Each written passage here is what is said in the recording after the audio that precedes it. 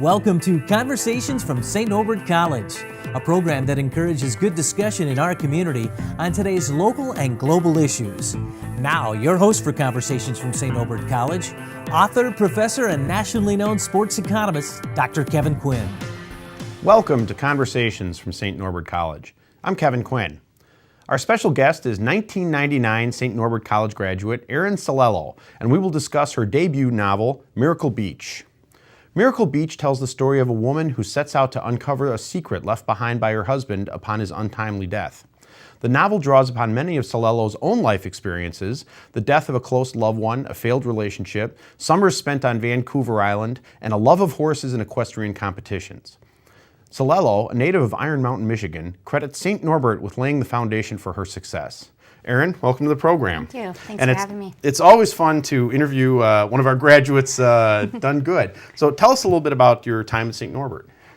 I look back on my time here as just some of the fondest memories of my life. When I was driving back onto campus today, I just had this incredible sense of nostalgia. And it really, this was such a welcoming environment, and I probably never would have gotten into creative writing had I not been here. I think I was in a small class of Kyoko Mori's, and she kind of gave me the confidence to try this thing out, and it worked. But I don't know that I would have done it if I wouldn't have been here and in that kind of environment. So. Did you always dream about being a writer, collect writer trading cards and that sort of thing when you were a kid? It's one of those things that I loved it, and I authored a short novella when I was about 8 and illustrated it myself. It was pretty terrible, but and my mom pulled that out for me the other day. It was kind of neat to see it, but it was one of those things that I just didn't even think I could dream about doing. I mean, no one sets out to become a writer. I guess, some people do, but I just didn't think it was one of those things that you set out to do. You set out to become a lawyer or a doctor or something like that. So I just didn't even think. It just seemed like such an audacious enterprise to become a writer that it was something I enjoyed doing on the side. But I remember a conversation that I had with my dad actually here during I think it was the end of my sophomore year, and I had changed majors about 4 times, and I was in tears because I had no idea what I was going to do with my life. And he said, do what you love, major in what you love. And so I went into English after that, and then creative writing, narrowed it down to creative writing after that. So. I think English is probably one of the more rigorous majors you could find because you have to read everything. There are all kinds of different styles, and you have to take courses in everything from Chaucer to haikus, I think, to actually get through. And you almost became a lawyer. I did. Because there's the old joke of I'm an English major. Do you want fries with that? I didn't know what to do with an English major. I'd dabbled in journalism and kind of. But that, I don't know why, but that didn't quite appeal to me, or it just didn't take. And then my family is. There are a lot of lawyers in my family, so it was kind of a natural, fallback. And then I worked in my father's law firm for about a year and applied to law school and got accepted and very nearly went. And I just thought, I don't know that I want to do this for the rest of my life. I felt like I had this creative drive that wasn't being met, and so I ended up kind of on a whim applying to Northern Michigan University to their master's and then the MFA program there. Northern Michigan. So you found the Green Bay area to be too tropical? Apparently. You wanted to see snow in April, I'm guessing, right? Yes, and I did.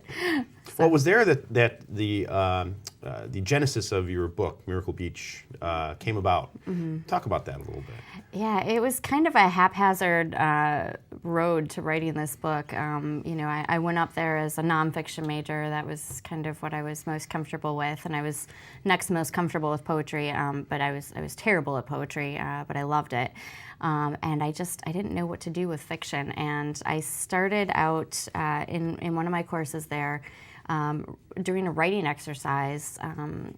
trying to imagine. Both my grandparents grandpas had recently passed away, and I was trying to imagine what it must be like for my grandmothers each to have gone home after, burying their husbands or leaving the hospital for the last time, and not having a reason to go back. And it just, I couldn't get that image out of my mind, and what that must feel like. And then I realized I couldn't do that justice in a nonfiction project, and so I kind of fictionalized it, and then just kept asking what next and what next. And so I wish it were more scientific, my approach to it, or organized or something. But that was basically how the novel evolved. And I had a couple of professors there who were really great about encouraging me and saying, this is really good, keep going. And sometimes when you're in the middle of a novel, you need that sort of encouragement. I still do, because you have those days of despair where everything seems terrible and every word you write is bunk, and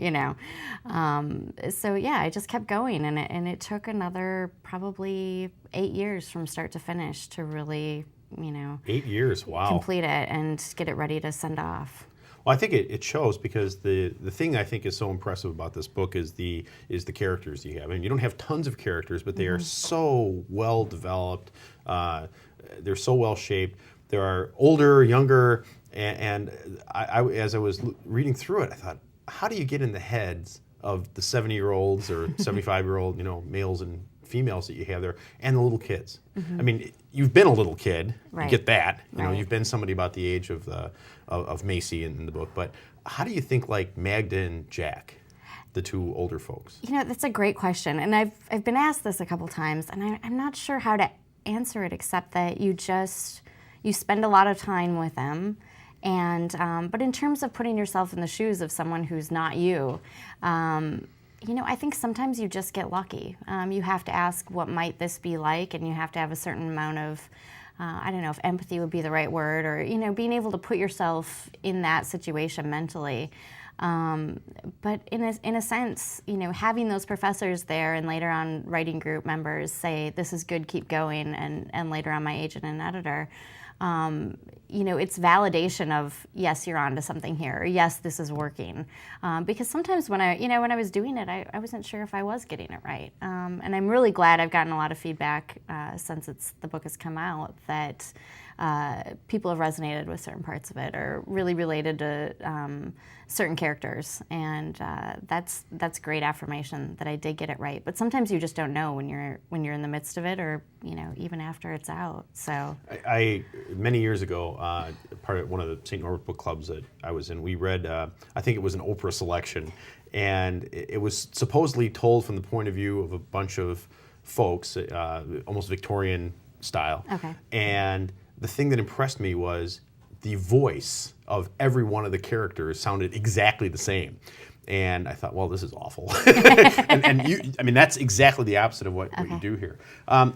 St. Norbert, or rather, St. Norbert does figure into this. But you talk about Green Bay and Campbell River. Your descriptions of Green Bay don't look like they were written by our Chamber of Commerce, exactly. And yet, there seems to be a fondness there, or a familiarity. It's hard for me to exactly say. Talk a little bit about how Green Bay gets portrayed in the book. Sure, and that's actually something I did a reading here at the Reader's Loft a couple months ago, and someone asked me that as well. And those sections are from the point of view of Magda. It's always from her point of view when those maybe not wonderful portrayals get related to the reader. And for me, that's really in keeping with Magda's character. She's a person who probably wouldn't be happy anywhere. If you follow her through the book, she goes to Vancouver Island. She doesn't like it there either. She doesn't like the smells or the sights there. And it's the old adage of I'm going to try and get this right. Wherever you go, there you are. I feel like that's kind of the case with Magda. She's going to deal with these things wherever she goes, because she's kind of got just a salty view of life in general. So I very much tried to keep with her character in relating things that I noticed maybe about Green Bay that didn't bother me at all, but that she seems to fixate on. But I still do remember coming out of when I first came to St Norbert. I lived in Sensenbrenner, and I still remember coming out the first day and thinking like, oh, it's this is like, I wonder where the farmland is. It was a very strong like smell of farm, and then a couple days later the wind had shifted, and you can smell the factory, the paper mill smell, and that was just something that always struck me. I always thought, oh, I can tell which way the wind is going depending on which, and it's just such a unique thing to me. It never bothered me. It was kind of a I don't know, a source of pride that, oh, I can tell this. This is like a thing of my experience and, my surroundings. Yeah, exactly. Well, there's a great sequence in the book where you talk about Magda, this mother-in-law, the main character, and she's at the Union Hotel here, which is a landmark here, and she decides that she needs to order a vodka gimlet because somehow the place just looks like that, and just a very rich description of what's going on, and how it brings her back to when she was young. She was proposed to by a boy there. Talk a little bit about that. And I got the impression that you really, really worked on that sequence. Is that? I did, and the Union Hotel is special to me in that when my grandparents used to come down here and they'd see to visit me, they'd take me for dinner there. It was their place to kind of take me, and so they shared that with me.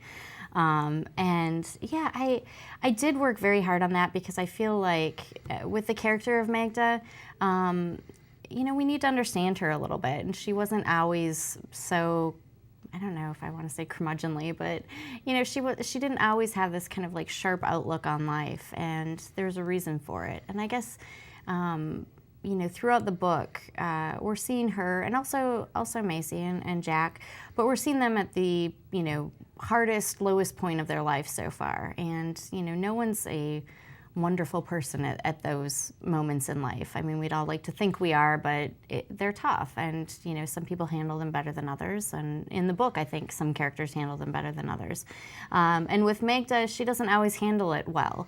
And those scenes were a chance for me to kind of explain where she's been, and what her story has been, and what her journey has been. To kind of give the reader a bit of an understanding about her, that she's a more complete character than just, the mother-in-law that doesn't like her daughter-in-law, that whole cliche. So she's much more complex than that. Well, one of the fun things is that, fun, I don't know if fun is the right word, but the book kind of revolves around a character who disappears pretty quickly.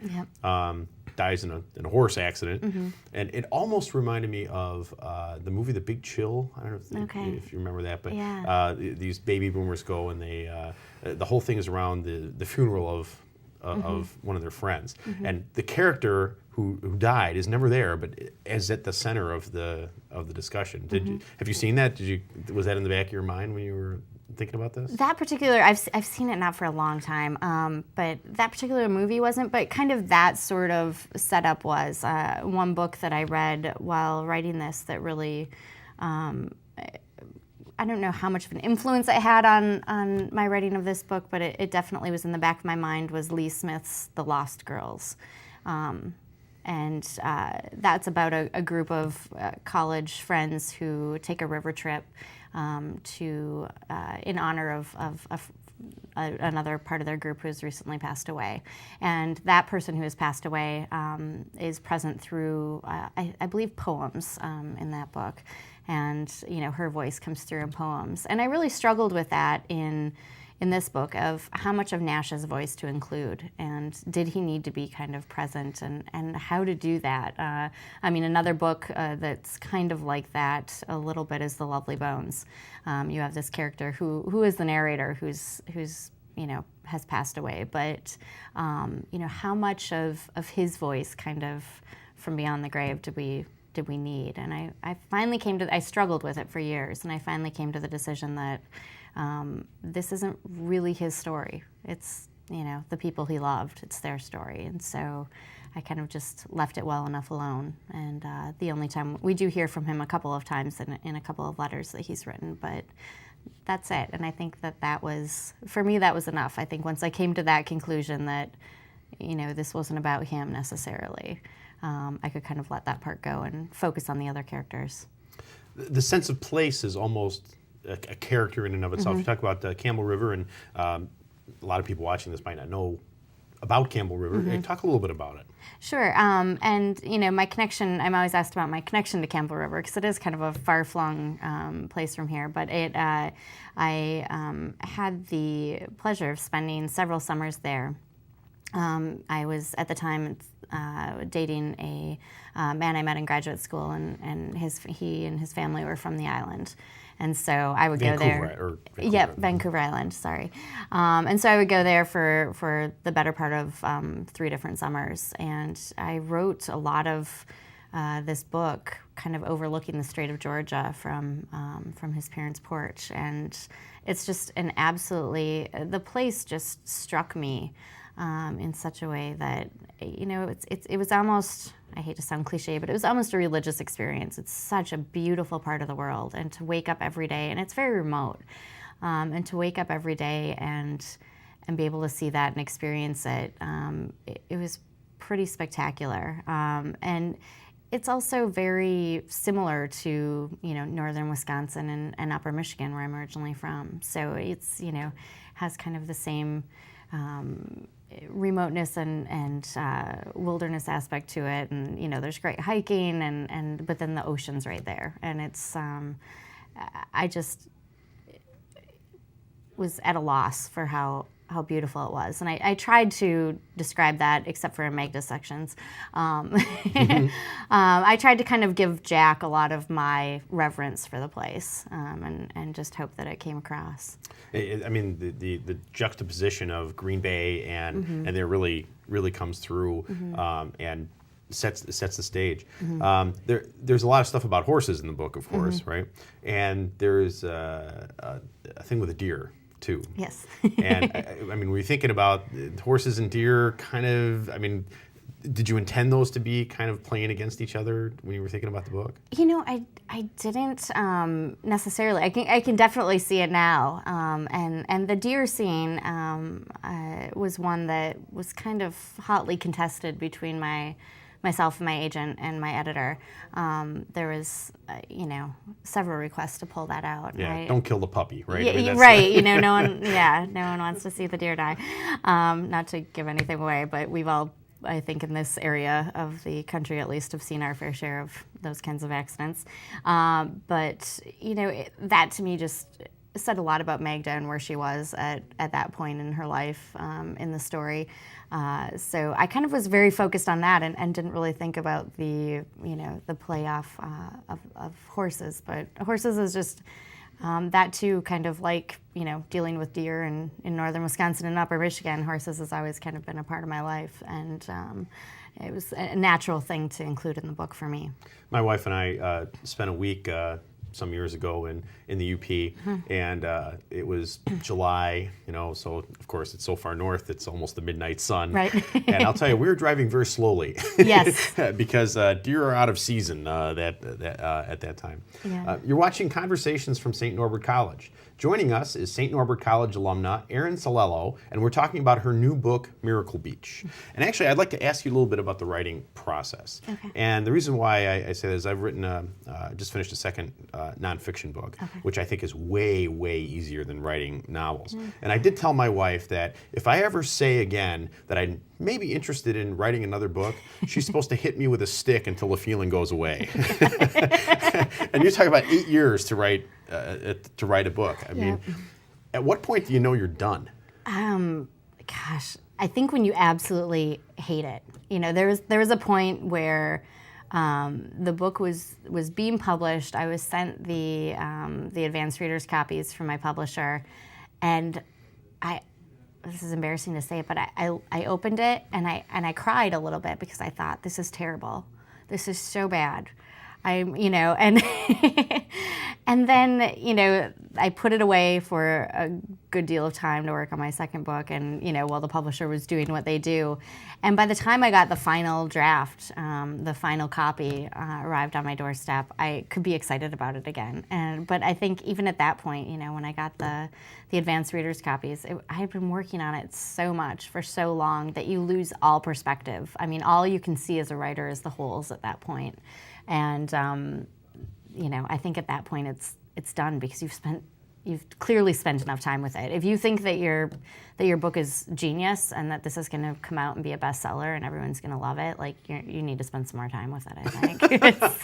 Well, it is selling pretty well. And I saw a picture on your Facebook page that somebody sent you that was a picture of your book in a bookstore, I think out east someplace, next to Scott Turow and some other famous. I can only imagine what that must have felt like. Oh, that was thrilling. It was so thrilling. I was about 9 months pregnant at the time that I got that picture, and had I not been, I would have definitely had a glass of champagne that night. So it was just, you just never expect that you're going to see your name next to someone like Scott Turow, or, I think Chevy Stevens was on the other side. I'm trying to remember who else, but...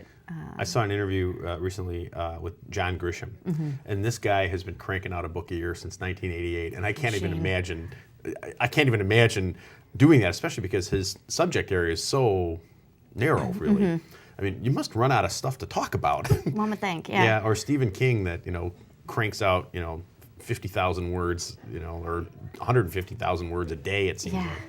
Well, talk a little bit about your writing process. I mean, you ran track here at St Norbert, right? Which I find that the students that do that are some of the most disciplined, and you've run Ironman competitions, so you have a great deal of discipline. Does that show up in the way you approach writing? Not always, and sometimes I think it's discipline with those other endeavors, and sometimes I think it's a little bit of insanity. But and I think to write a novel, you're kind of embarking on the same process in that you do have to keep going. I mean, once you're at the beginning is really exciting, and then once you get to the middle, you're bogged down and you don't know which way it's going, and there's a certain belief that you have to have that you can just finish. And so in that way, it's the same as running track or doing an Ironman. Like somewhere in the middle of those miles, you just have to keep putting one foot in front of the other. But I've not always been a disciplined writer, and I was kind of one of these people who sat down, and which is probably why it took me 8 years, this book. I would not sit down until like the muse was making herself readily available. And I think that I've learned since writing this book and in writing a couple others now that you just have to sit down every day. And whether you're feeling creative and inspired or not, you have to sit down every day. And the other thing that I've learned since working full-time at an outside job not related to writing is that even 20 minutes here or 20 minutes there can make a big difference. I used to think that you have to have 4 hours of a 4-hour block of time to really do anything effectively, and that's not true. And if that were the case, I wouldn't have. I'm just finishing up hopefully a final draft of my second book, and but that one has been about eight or 9 months from start to finish. So rather than 8 years. So that's kind of, I think, what I've learned that you can do with sitting down every day and making the most out of, even 15 or 20 minute increments. 8 or 9 months, that's pretty impressive. It's been, it's been a bit of a grind, but it's happening. Learning to Stay. Learning to Stay. Yeah. Totally different characters than in this? Totally different. It's actually about a woman who's married to a veteran of the Iraq conflict, and he comes back with a PTSD and a traumatic brain injury. And she kind of has to decide what happens when the person you married is not the person that you're married to anymore. He's a fundamentally different person with his personality, and it's kind of about her journey and her decision with respect to, does she stay with him or not? Because this is not the life that she had envisioned or kind of agreed to, I guess. Wow. Where's that one set? That one is actually mostly set in Madison and a little bit in Marquette. So I So kind write of, what you know, right? I seem to doesn't do hurt. that. Yes. Well, I have a question too about what it's like to be the business part of writing. Now you've had a background in PR. Yes. And I think most people don't realize how much of that is just raw effort on the part of the author. Yeah. The publishers don't do much for you. I mean, although you have a great publisher, and I'll tell you what, scoring, I think it's Penguin for your first novel. That's really impressive. But still, you have to do most of the work, right? Absolutely, absolutely. Yeah, I was impressive. Maybe, I don't know. I think it's a little bit of luck too to win the lottery. It's like winning the lottery to get in at some of these houses. I feel really fortunate to be with Penguin. But yeah, I mean, they've got a ton of books coming out, and my publicist is juggling, a handful of authors at any given time. So, and publishing has just changed a lot in the last 5 to 10 years, a lot, given the advent of e-publishing and self-publishing and that sort of thing. So it is really kind of a labor of love on the part of the author. Past the first week or two, your publicist does a lot the first week or two, and then after that, it's up to the author to really pound the pavement and get books into the hands of readers. And that's been almost a full-time job in and of itself if you wanted to make it, to maintain a presence on social media and schedule events and seek out events and seek out bookstores where you can go and appear and meet readers. And so in one sense the internet and social media has made that easier, and in another sense it's more difficult because it's also one more thing to do. So there is a great deal of legwork involved for every author out there. I mean, unless I'm sure, I don't think Stephen King or James Patterson is doing their own publicity, but short of that, any mid-list and down, you're doing your own. And you go there and you give a little talk about your book. Is that you kind of have worked that spiel, and then you get questions from readers? Yep. What's the craziest question anybody ever asked you? Do you remember? Oh gosh, I'm trying to think. I've gotten a lot of, how did I come up with the characters' names? Because they seem to be unusual names, and that's a pretty common one. I guess you asked the craziest one, which I can't really think of, but people want to know, I think a lot of times, the story behind the story, and what your connection is to certain places in the book, or that sort of thing. So they tend to ask those quite a bit. Well, speaking of crazy questions, you are going to start a new gig pretty soon, right? Tell us about that. I am. I will be starting in January teaching creative writing at University of Wisconsin-Whitewater. So it's one of the things that I came out of Northern Michigan University with my MFA, but hadn't yet had a publication. And so MFA plus publication usually equals job. or at least the ability to apply for them. So I've just recently been able to be out on the job market in an official sense for a teaching position, and was lucky enough to land one there. They've got a fantastic program, so I'm really looking forward to starting there in January. How do you teach someone to be creative or to be a writer? How do you? I mean, I think most of us think that you either has it or you don't.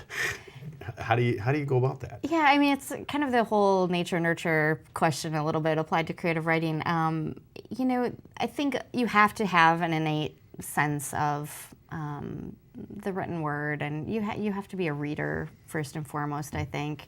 But you can teach someone to write creatively. I know, with respect to myself, I audited Kyoko Mori's poetry class here. And, I audited it because I had no confidence that I could actually write creatively or kind of pull this off at the time. And so I think part of being a effective creative writing instructor, or, writing instructor, period, is giving your students confidence to try new things and find their voice and take some risks and do that in a safe environment, in a safe and supportive environment. Through workshopping and so forth. So I think confidence is really key. I mean, you can't teach voice. You can't teach someone what their voice should be or what their style should be. They need to discover that on their own. But you can give them the environment in which to discover that, and I think that's a really important role of any creative writing instructor. This has been a wonderful conversation. Thanks for being with us. Thank you for having me, Kevin. I hope you've enjoyed our show. Until next time, I'm Kevin Quinn. Best wishes for good conversations from St. Norbert College.